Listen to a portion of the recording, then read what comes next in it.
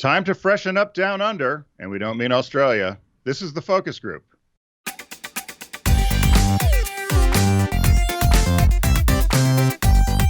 They're all business, except when they're not. It's the focus group with Tim Bennett and John Nash.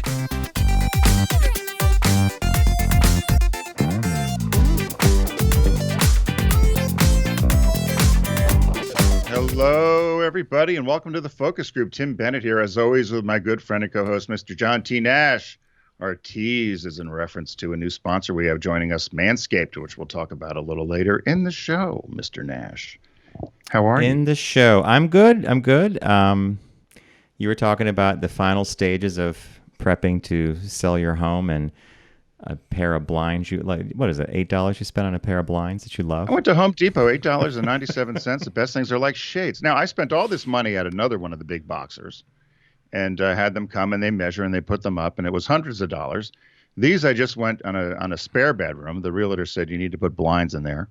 And so I went for $8.97 at the Home Depot, and they're the best things I've ever bought. I don't know why I didn't do the whole house in these. They're like a shade. You pull them up and down. There's no strings. And they're great. And screwdriver with a drill, zip, put up in 2 minutes. Hey, what was that favorite? They're unbelievable. What was that favorite part? The price? $8.97. I couldn't believe it. Richard and I went to Home Depot. He said, "How much are they? How much are they?" Of course, he was looking at some other name brand blind that was $23, $24. I said, "How about these $8.97? White blinds are perfect." I love them. I love cheap solutions to any problem. Believe me, it. You know, we had that neighbor moving across the street. Remember Frankie?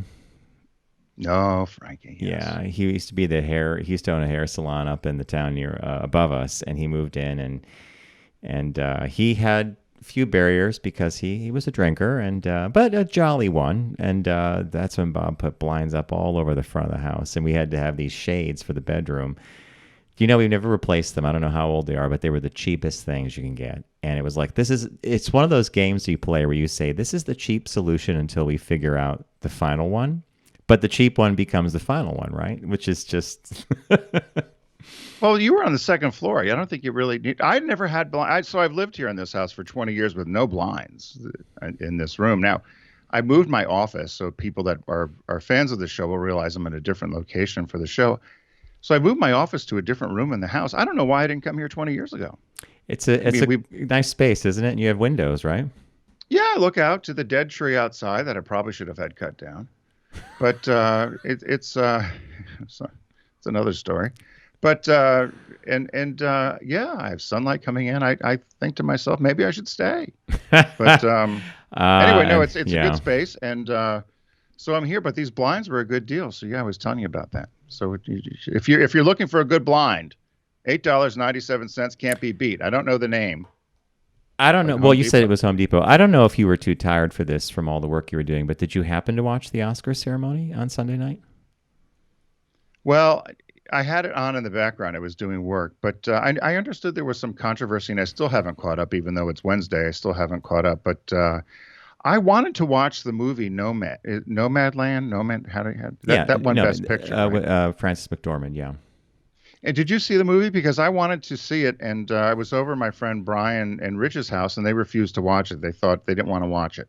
Okay, so this was weeks ago, and they said, "I don't want to watch that movie." You know, our good friend Lauren over at Deep Discount, she actually gave me her critique of it, and she was like, "You could watch it, but you know how it is with these movies that get this super buzz, like you got to see it, you got to see it, you got to see it." And by the time I get around to it, maybe it's something in my brain, maybe it's the way I'm wired. I'm just not like. Well, she did me a favor. She said you could see it, but she thought it wasn't as great as the hype, which I thought was a good way of framing it. So I have not seen it, and I had really had expectations that Carey Mulligan might have won Best Actress for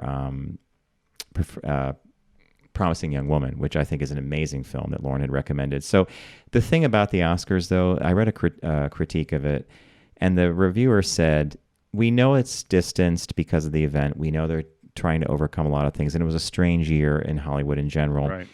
They said, but they really shortchanged us on all the... Remember they used to do these beautiful montage pieces with all the clips from the movies, and the in memoriam, the section of where people, Hollywood producers and writers and directors and celebrities that have passed away, they did it in like super fast time.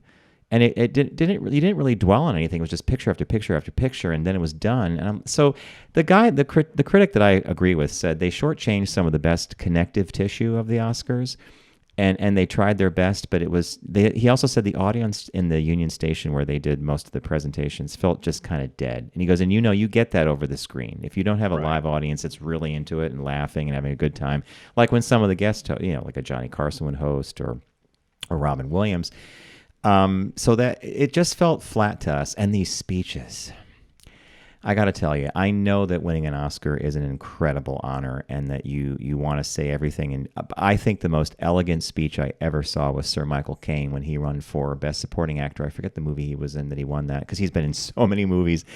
He got up, he thanked the people that were nominated with him. He goes, any one of us, deserve this award. I think they turned in all these wonderful, thank you to the Academy, thank you to this amazing industry, thank you to my family and to all the professionals I work with on a daily basis. And he holds up the thing and goes, thank you. And he walks off the stage. I thought, my God, that I don't know if you agree or not, but the speeches are usually horrible. And when I think they get political, sometimes it turns a lot of people off. Yeah. But you're exactly right. I think if any Oscars, they could have spent some time in the memoriam or in any of the dedication sort of stuff. That would be the time to do it, right? Because you don't have live all of the long-winded and the live stuff. They could have spent a little more time with the montage or with some of the trailers or clips of movies. And I had watched that. Of course, I'm going to say it wrong, but the Rainey's Black Bottom movie. Ma Rainey's Black. Yeah, I forget. Did you watch that movie? I have not seen that yet. No, did you like it? No, I did not. And everybody did. And I do think that the actor Chadwick Boseman, he did put in a great performance. And the movie, actually, I felt was more about him. And I thought he probably was deserving of some sort of award. But, it's very difficult. It's very subjective, right, as to whether somebody's a great actor or not. But I was disappointed in the movie in that I thought it was going to be a lot of singing, or I thought there was going to be – she never sang a song. I thought it was about somebody who was going to sing a song. She never sang a song. She never sang a song. Looking for a Coke.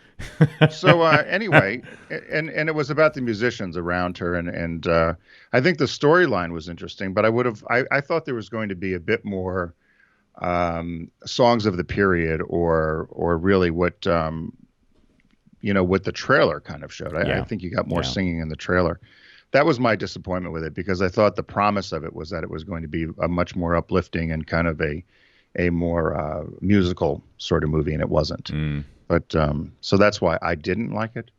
But I want to see Nomad, but I've heard mixed reviews on it. But a lot of times these best pictures are, Depends on who you ask and who you trust for these recommendations, right? I mean, that's how it comes down to it, right?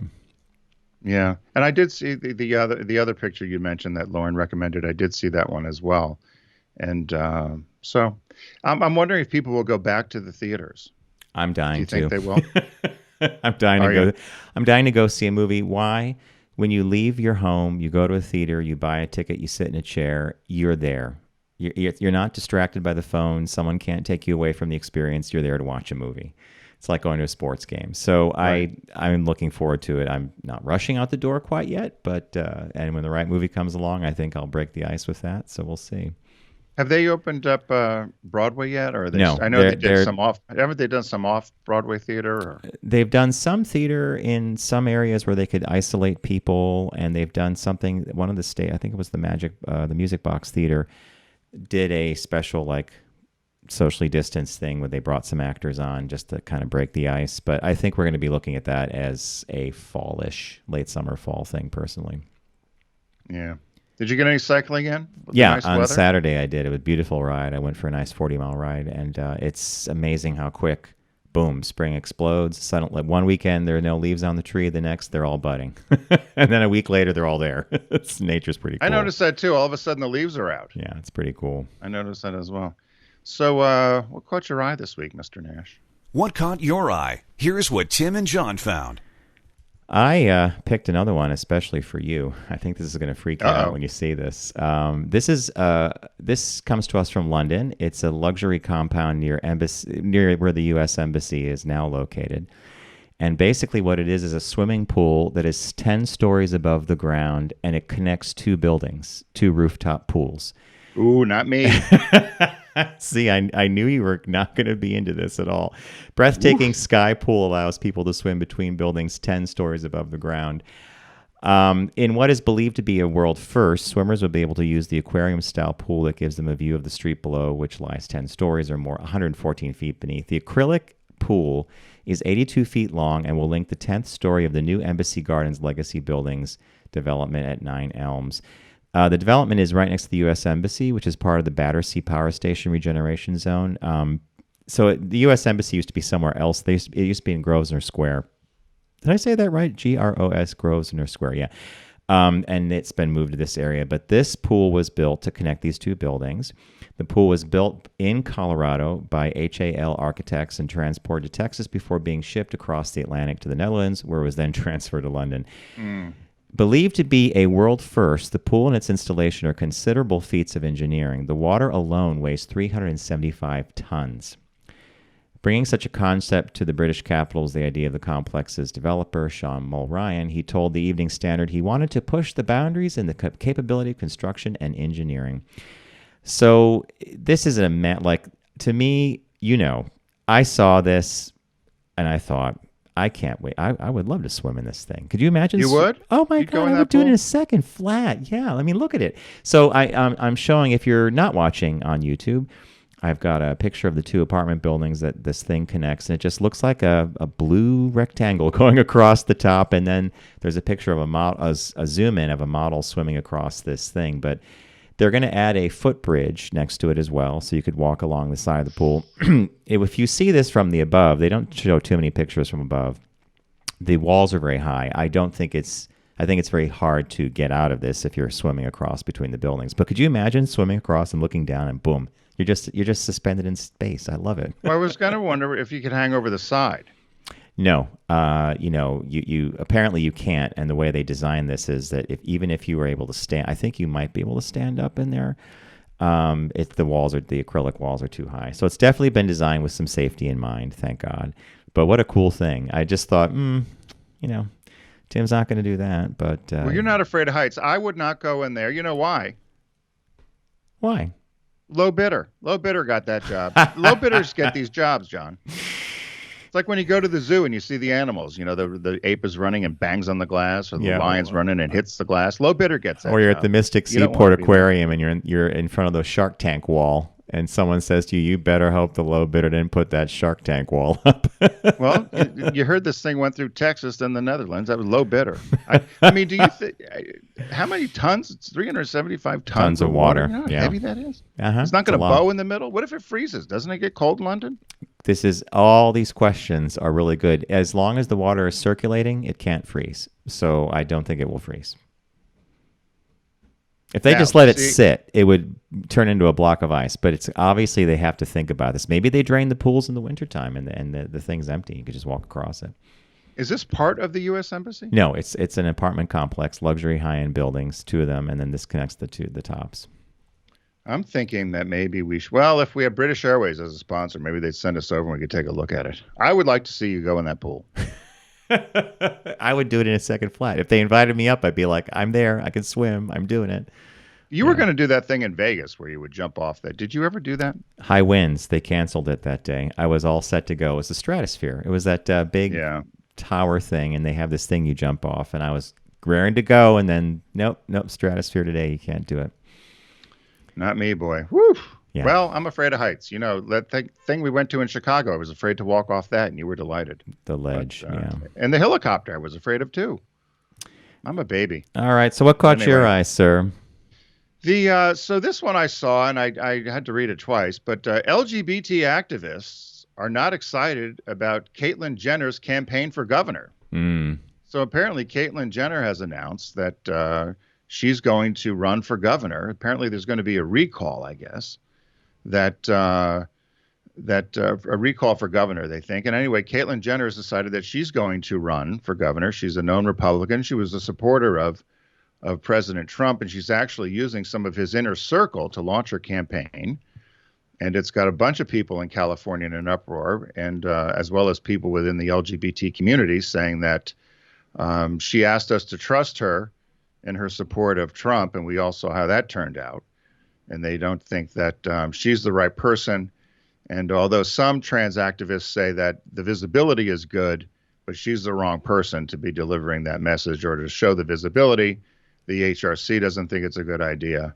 And another Equality California doesn't think it's a great idea. But some people think, despite the fact that she's a horrible candidate, that the visibility is good. I don't know. What do you think about Caitlyn Jenner announcement to run as governor for California if there's a recall? Everybody's allowed to jump in the race if the recall happens and they want Newsom out. I think he's in a strong position to keep his post as governor.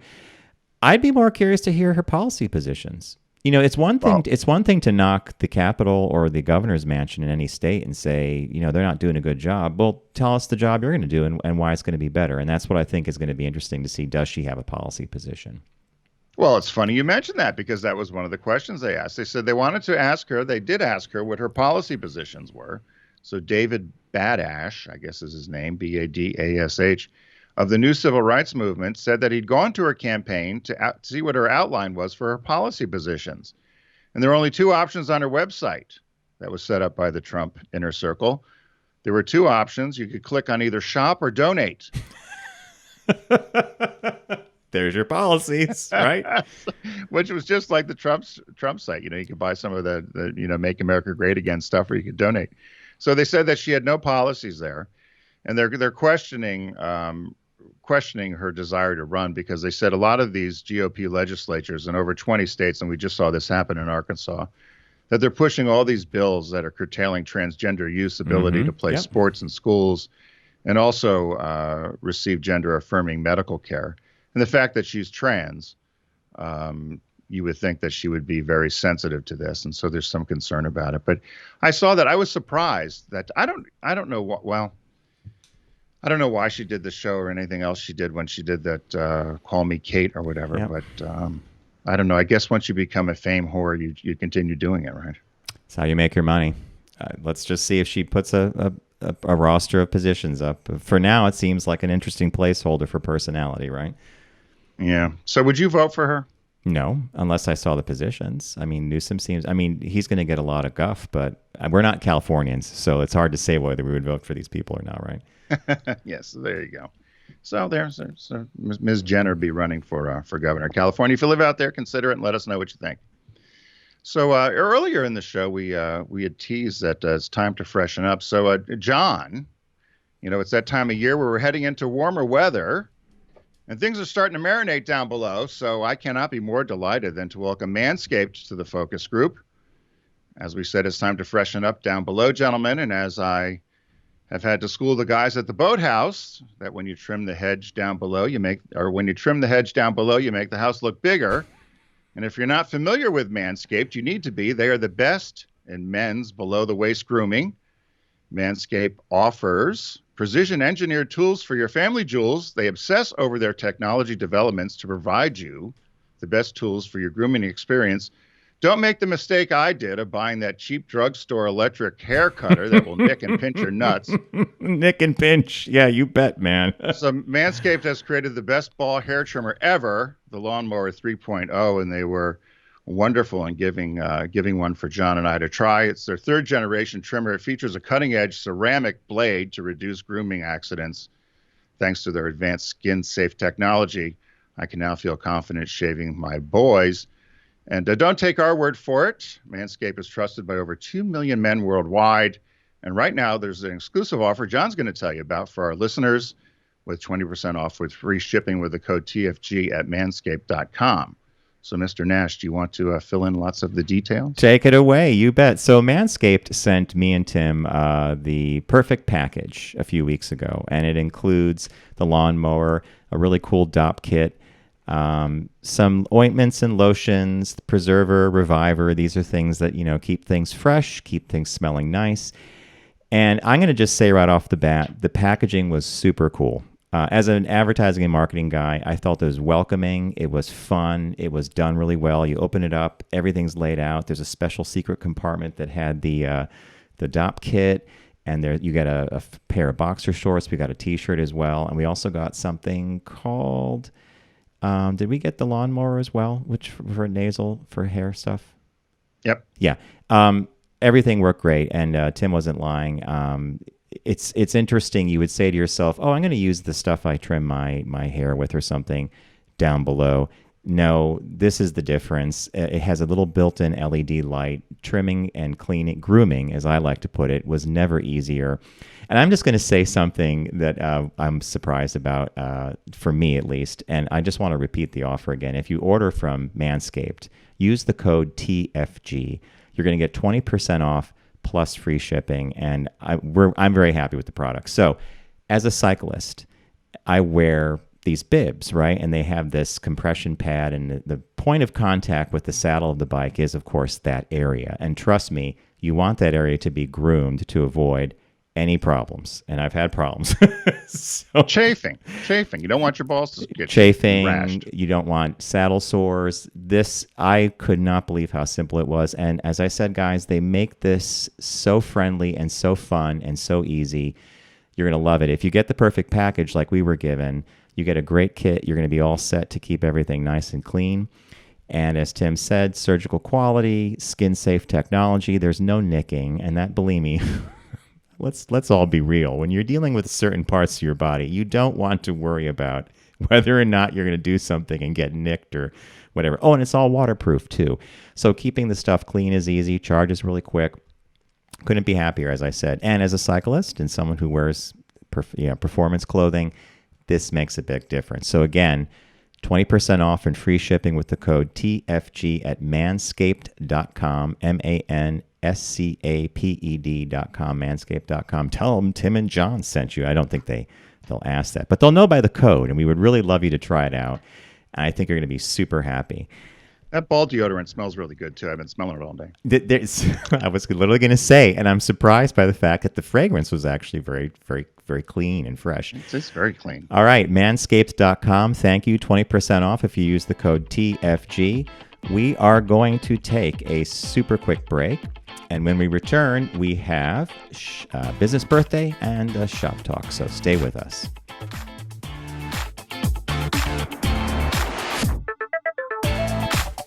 You're listening to The Focus Group with Tim and John. Learn more at focusgroupradio.com.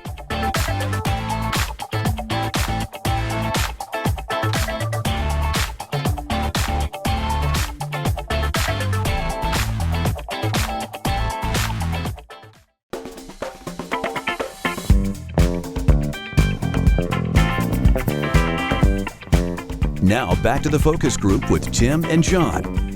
Available pretty much everywhere.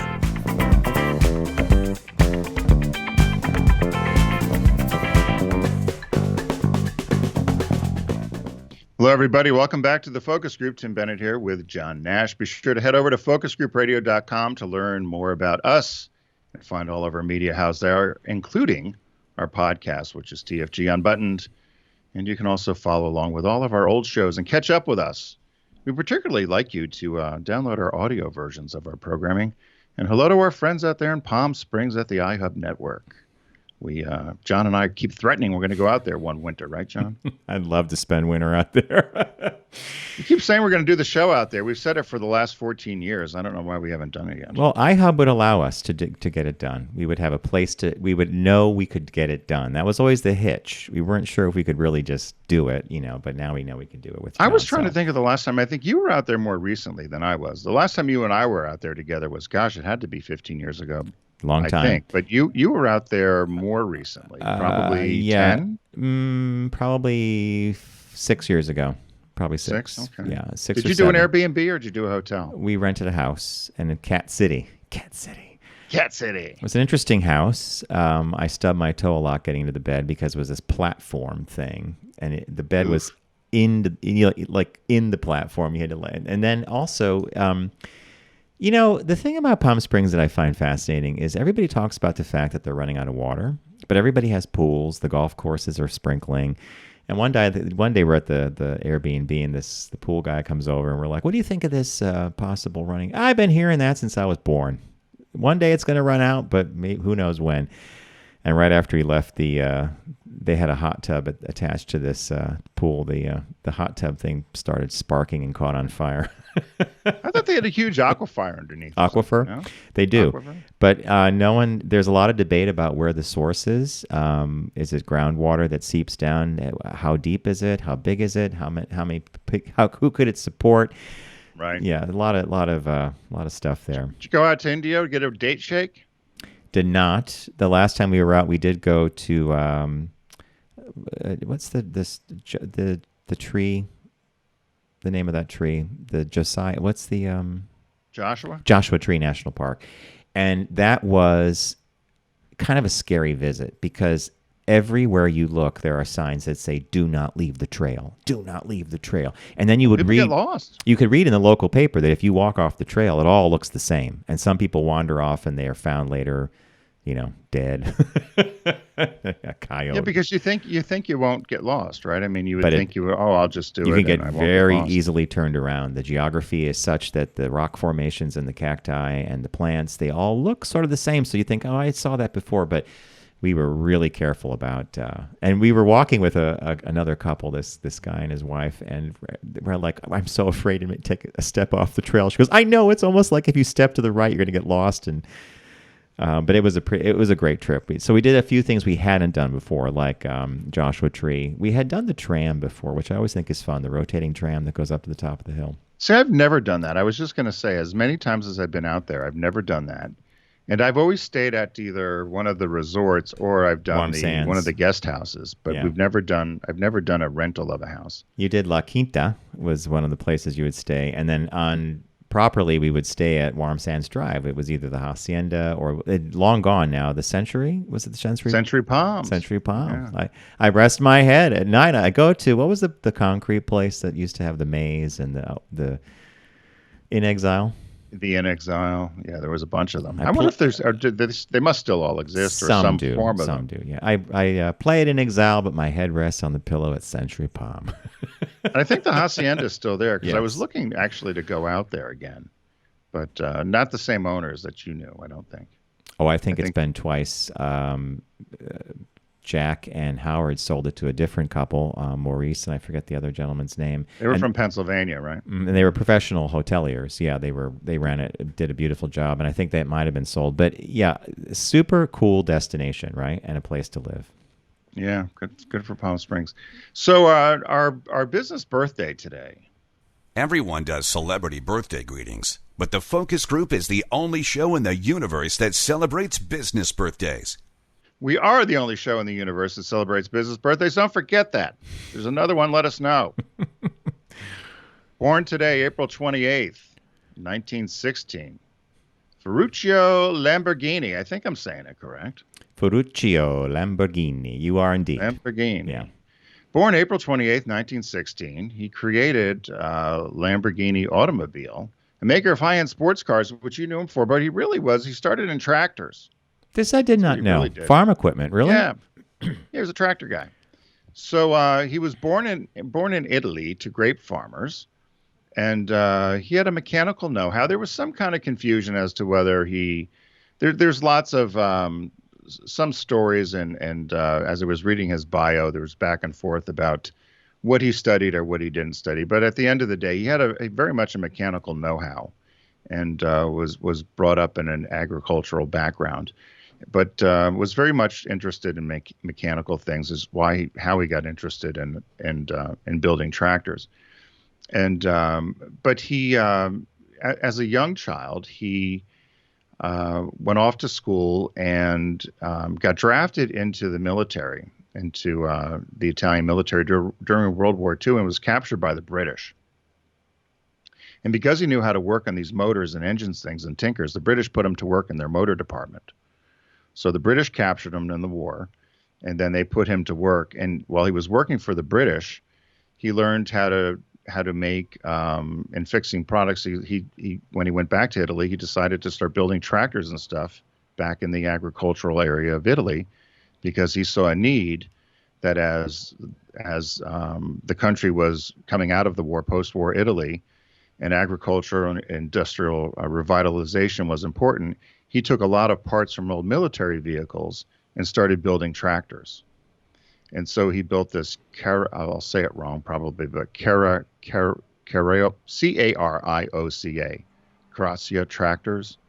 But he actually built them out of old military equipment and military parts for agriculture in Italy. So hold on a second.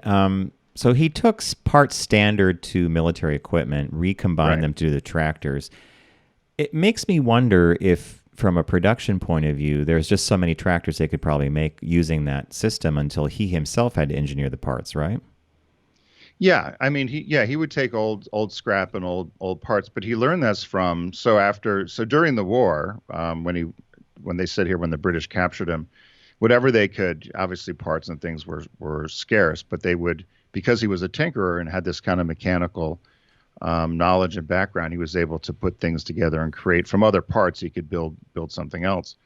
And so he would build, he also would tinker with cars and so forth for the British and take parts of Fiats and whatever and build different sort of motorized vehicles. But he figured out how to build tractors out of some of these military vehicles. So that's what he did, and then ended up starting this tractor, Lamborghini tractors. And you can look them up. They're still, to this day, they still make them. And so from there, he as he gained wealth from development of these tractors and engines, he obviously had an interest in cars, and so his wealth allowed him to start tinkering with cars as well. And he would buy Ferraris and some other well-known Aston Martin and Jaguar other cars. He didn't particularly like them, so he developed his own, which is how Lamborghini came into play. So from 1963 to 1973, Lamborghini was very popular and had lots of growth. But during the global financial crisis, and he would sell a lot to third world countries, so tractors were funding the business. But they would talk about how with this global crisis that happened in 73, plus the gas crisis that happened globally, that the business collapsed. So he ended up getting out of cars. He sold the car business, but still kept the tractor business. And the thing about the tractors, they said that he was able to modify these engines so that they burned very little fuel and they could be switched to burn cheaper diesel. So that's how he was able to be successful with these engines as well with the tractors, is to have them burn diesel, which was apparently rare at the time as well. He also built high-end boats, and these boats were well known and famous because they were called Riva Aquarama boats, and they used two engines.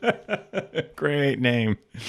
And they were the first boats to be fitted with two Lamborghini engines. They had special railings to hold on to. They won and broke a number of water skiing records, and also had some special exhaust systems. And so he built these boats for over 20 years, and they were apparently designed and beautiful, beautiful boats. But so he did that for a while as well. As I said, he tinkered with the cars, and then he got out of the car business. He finally decided to just go back. I mean, this guy did everything. He decided after he got rid of the cars and everything, he just went back and continued to do air conditioners and valves and furnaces and stuff. And so he continued making that sort of stuff, and then retired everything, sold everything, and went and lived on a I won't want to say a farm, but a vineyard, and started growing wine. And designed a golf course, and then kind of managed some other little small business interests. So he went back to his farming roots. He did hunting. He produced wines, and as I said, designed his own golf course. Wow! And died of a heart attack in 1993 at the age of 76. The other thing, he had a fascination for bullfighting. So they said a lot of his cars and a lot of the identity of the vehicles, of the Lamborghini vehicles, a lot of the alphanumeric and nomenclature and naming of the vehicles were related to bullfighting, either terms or culture. So either breeds of bulls or famous bullfighters, and they gave a bunch of different examples. So they said his fascination with bullfighting was carried through his products there. Many of his companies, they said, are still in existence today. Of course, Lamborghini is owned by Volkswagen right now. I'm surprised there wasn't a car called the Matador, right? Well, there was from Chrysler, right? I'm sorry, AMC, the AMC Matador. That's what I'm kind of thinking, but it should have been based on what you said, it should have been a Lamborghini, right? Yeah, they said he had, so he did have a car that was called the Miura, which was a renowned breeder of Spanish fighting bulls. They said Lamborghini, a tourist himself, was impressed by the majestic Miura animals. He decided to adopt a raging bull as the emblem for the auto company. And then he had a number of a Spanish word for sword, which was espada. And so they went through a number of other things. It goes, on and on and on about bullfighting. I never had a big thing for bullfighting. Did you? Nope. And you may have developed that from our English classes when we were in high school, because we had to read Ernest Hemingway had a huge thing for for bullfighting. So I never understood it. I felt kind of bad for the bull. Bull, yeah, hello. Didn't you? I didn't feel bad for the people that would run in front of the bull whenever they did the bull run, right? Yeah. You'd show all these people running down the street, and the bull's coming after them, and you're like, someone's going to get gored. You don't do this to an animal, and they're not going to, right? So I guess the whole thing with the bull run is watching someone get gored, which is kind of sick. But not too bad. Good business birthday. Happy birthday, Lamborghini. Good one.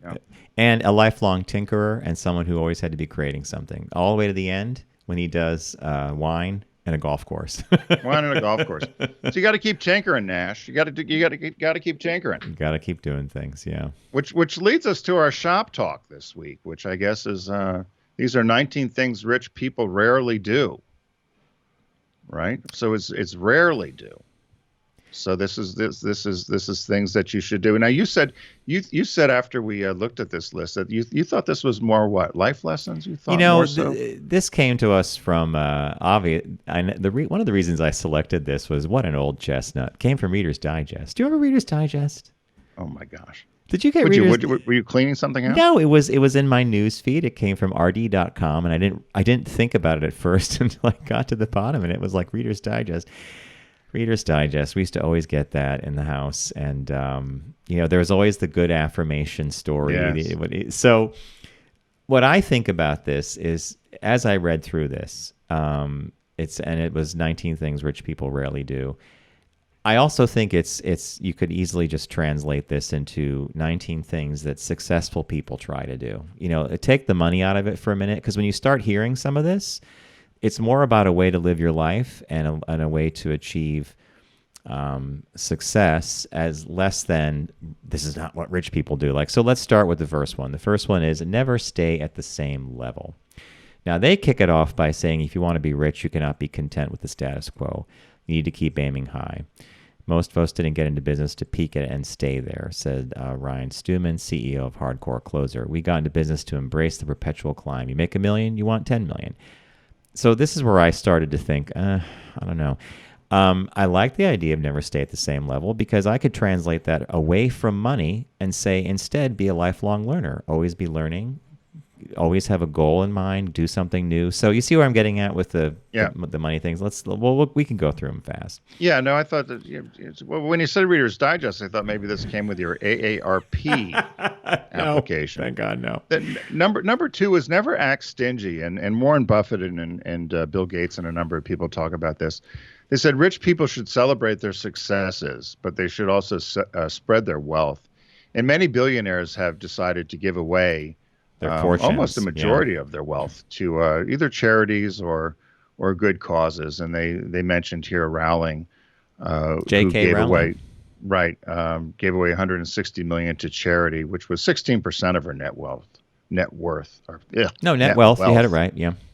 So, but yeah, not to be stingy and sharing the success and also do good with your money, which many times in our business birthdays we talk about that, and so many people that have done that. So that's a good thing. What was number 3? Never go without a mentor. And again, this to me is a piece of advice that applies not just to, obviously, this article is framing it as here's what rich people don't do. They don't go without a mentor. I think many of us in life appreciate having mentors. They really do push us along. They're there for advice, and they're a very, very valuable part of our growth. So, yeah, never go without a mentor. Number 4, never focus on the money and not on what they love. So they never focus on the money and not on what they love. So it says it can be a slippery slope from being ambitious or greedy. Focusing on the money might help you become richer, but it doesn't mean you'll feel good about your fortune. I've heard this a lot from people when they've said that they've done well or they've been successful, and they'll say, it was never about the money. I think that's easy to say when you're wealthy. Or when you've made it, yeah. Right? Oh, yeah, you donated $1 billion. Oh, it was never about the money. Well, yeah. I don't know. Do you believe that? I'm not sure. Because I do think some people get into it specifically for the money. No doubt about it.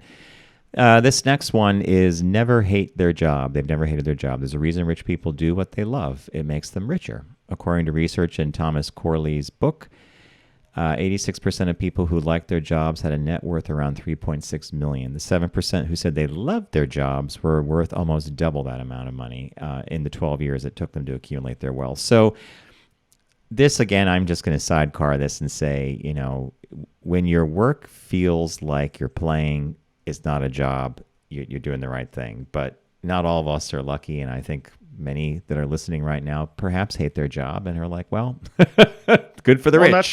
That's why they call it work. And yeah. I sometimes think, you could say you want to be a chef, but if you can't make a living out of it, it's a hobby. Mm-hmm, correct. Right? Yeah. So this number 6, I had a little struggle with this one too. It says never believe in fate. I did too. I have a struggle. It says most rich people think it takes some good old hard work to earn cash. I agree with that. But I also think there's a good amount of luck. And many people we've talked to over the years and interviewed on our show about business do say that there's a certain amount of luck and timing that does come into play. Be in the right place at the right time, or somebody is not necessarily smarter than somebody else, but there was a break or there was some sort of luck that intervened. And so I do believe that there is some sort of fate that does take place. I disagree with this one a little bit. I don't know if you do. Our good friend Tim. I'm sure you're referencing his thing. He goes, any good career has an element of luck baked into it. And this next one to me is so obvious. I think it's just for anybody who wants to get something done. Never watch too much TV. It just makes sense. When you pour time into television, you're not pouring time into yourself.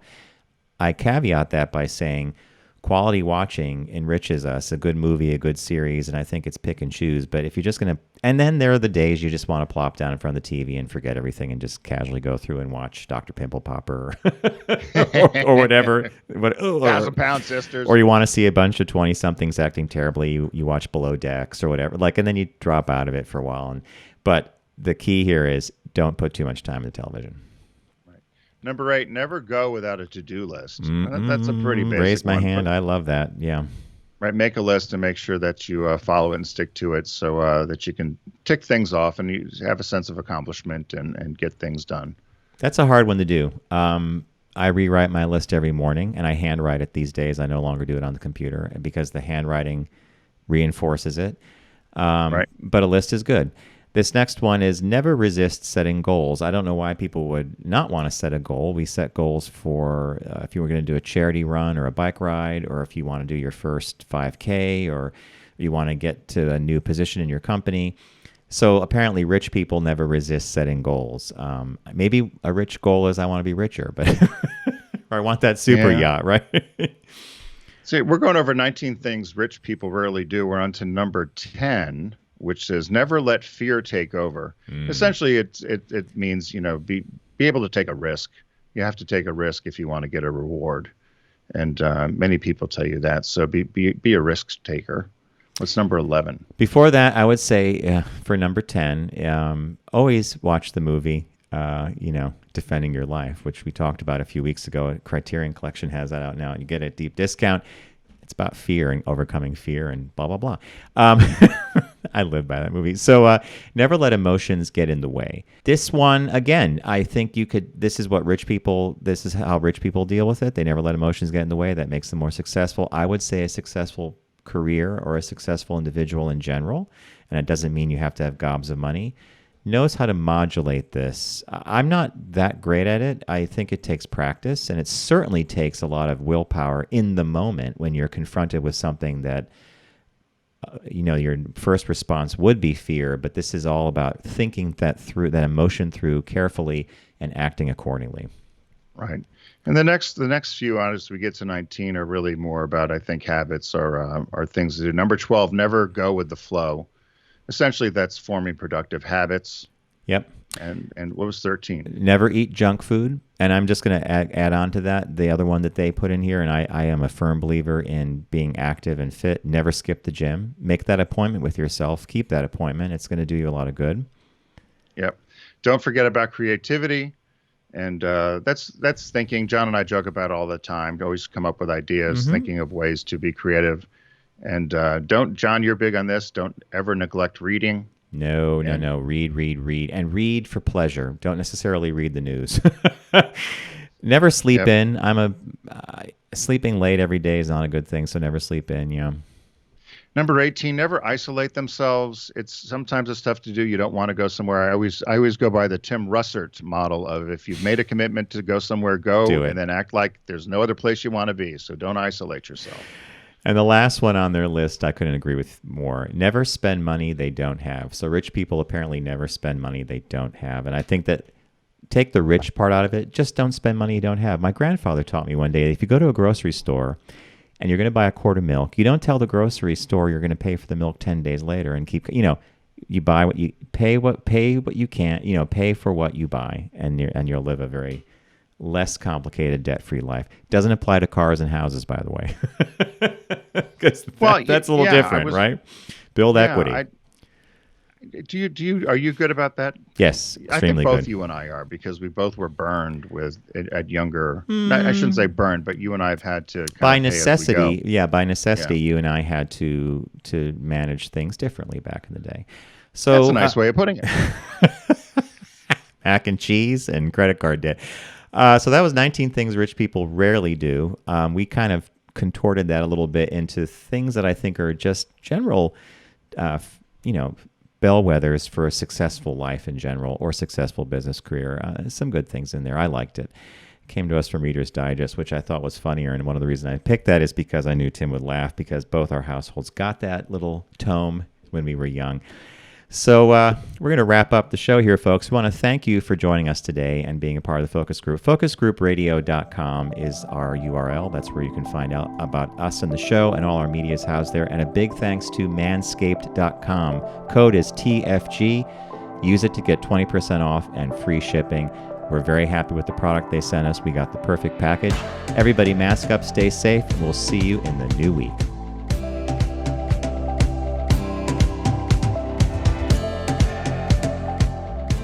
It's The Focus Group with Tim Bennett and John Nash. Accessible on all platforms. Subscribe, like, and rate us on your platform of choice. Learn more at focusgroupradio.com. That was a stunning focus group.